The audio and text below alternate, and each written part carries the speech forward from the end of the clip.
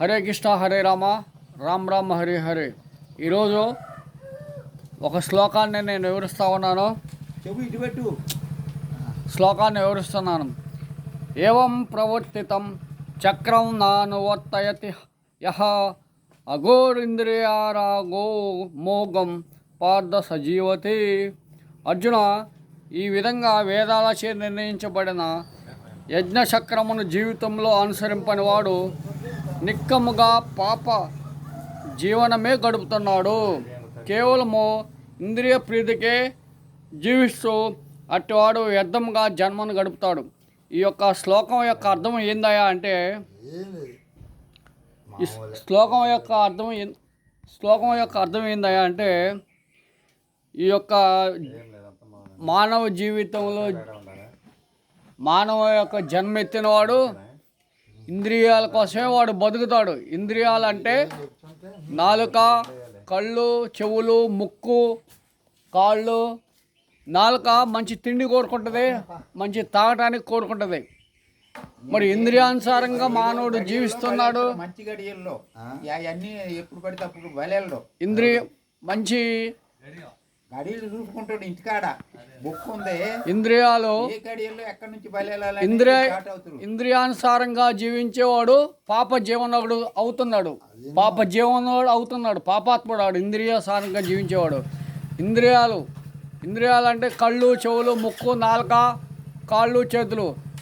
ఈ యొక్క కళ్ళు అశ్లీలకరమైన దృశ్యాలను చూడటానికి ఇష్టపడతా ఉంటాయి. అశ్లీలకరమైన అంటే మగవాళ్ళు ఆడవాళ్ళు ఫోటోలు చూస్తూ ఉంటారు, వీడియోలు చూస్తూ ఉంటారు, ఫోన్ వీడియోలు. మళ్ళీ ఆడవాళ్ళు మగవాళ్ళ యొక్క ఫోన్ వీడియోలు చూస్తూ ఉంటారు, చునకానందం పొందుతుంటారు. మళ్ళీ నాలుక మంచి మాంసాహారాన్ని, మంచి తిండిని, మంచి పిండి వంటలని, మంచి తాగడానికి నాలుక, జిహ్వ అది కోరుకుంటుంది. చెవి ఇంద్రియాలంటే చెవి కూడా మంచి సునకానందం వినటానికి, పక్కింట్లో ఏం జరుగుతుంది, వాళ్ళు ఎలాంటివన్నీ చెడు మాటలు వినటానికి చెవులు కోసుకుంటూ ఉంటారు. అదే గోడలకు చెవులు ఉండే అంటారు. మళ్ళీ కాళ్ళు, చేతులు ఇవి కూడా పాపం చేయడానికి ఉరుకుతూ ఉంటాయి. ఇది ఇంద్రియాలు అంటారు. వీటిని కష్టించి పనిచేసి ఇంద్రియ భోగాన్ని అనుభవించు వంటి ధనమే సర్వమనే తత్వము ఇక్కడ భగవానుసే నిరీక్షించబడింది. కనుక ఈ భౌతిక జగత్తును భోగించాలని కోరుకునే వారికి పైన తెలుపబడిన యజ్ఞచక్రము అత్యంత అవసరం. అటువంటి నియమాలను పాటించని వాడు మరింతగా నిరసించబడి ప్రమాదకరమైన జీవితాన్ని గడుపుతూ ఉంటాడు వాడు. కానీ వీడు యొక్క శరీరేంద్రియానుసారంగా మానవుడు బతుకుతూ ఉంటాడు. కనీసం భగవన్నామ శరణం కూడా చేయడు. వాడు ఆలోచనలు కూడా దుష్ట ఆలోచనలు ఉంటాయి, చెడు తలంపులు ఉంటాయి. వాడు పడుకున్నా కానీ రేత్రి కూడా ధనాన్ని ఎలా సంపాదించాలి, ఎలా కీడు చేయాలి అనే చెడు తలంపులతోనే ఉంటాయి. ఈ యొక్క తలంపులతో మానవుడు జీవిస్తూ ఉంటాడు. భగవంతుడిని గురించి ఏమీ ఆలోచించాడు. ఎప్పుడైతే యమధర్మరాజు ఆ యొక్క దూతలను పంపించి ఎప్పుడైతే తీసుకుపోతూ ఉంటాడో అప్పుడు బాధపడతాడు. అయ్యో, నేను ఎన్నాళ్ళు ఈ యొక్క భౌతికమైన శరీరాన్ని నమ్ముకొని, ఈ యొక్క ప్రపంచాన్ని నమ్ముకొని నేను జీవించానే, ఆ భగవన్నామ స్మరణం చేయలేదు, మంచి చేయలేదు భూమి మీద అని చెప్పి అప్పుడు బాధపడుతూ ఉంటాడు. ఎంబడులు తీసుకెళ్తూ ఉంటారు.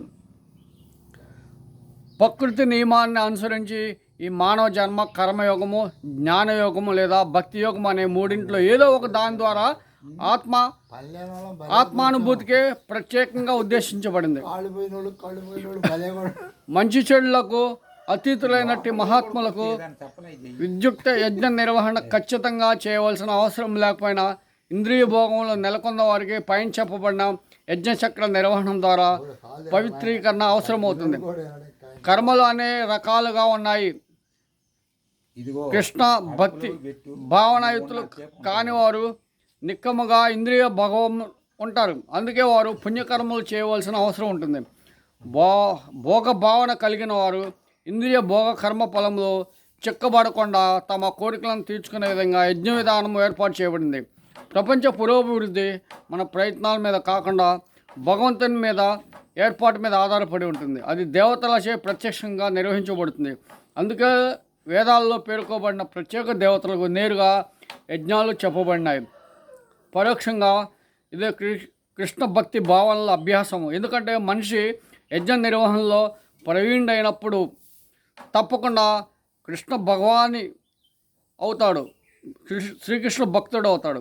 కానీ యజ్ఞ నిర్వహణ ద్వారా అతడు కృష్ణ భక్తి భావంలో ఉన్నవాడు కాకపోతే ఆ నియమాలన్నీ కేవలం నీతి సూత్రాలుగా భావించబడుతుంది. అందుకే మనిషి తన పురోగతి కేవలము నీతి సూత్రాల స్థితి వరకే పరిమితం చేసుకోకుండా వాటిని దాటి కృష్ణ భక్తిని పొందాలనే ఈ యొక్క భావం అన్నమాట.